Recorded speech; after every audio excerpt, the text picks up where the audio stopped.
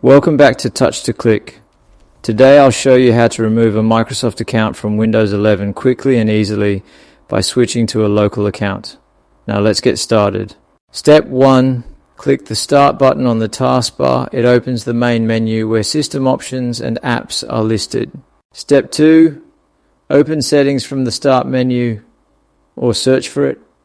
This is where all Windows controls are stored. Step 3. Click Accounts from the left panel. This section manages your sign-in and account details. Step 4. Click your info. Here you can see the account currently connected to your PC. Step 5. Scroll down and click Sign In with a local account instead.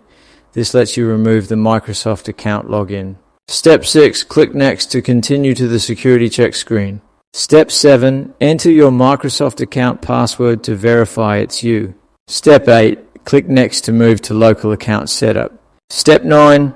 Enter the local account username and password you want to use. Step 10. Click Next, then click Sign Out and finish to complete the switch. Thanks for watching. Please subscribe to Touch to Click.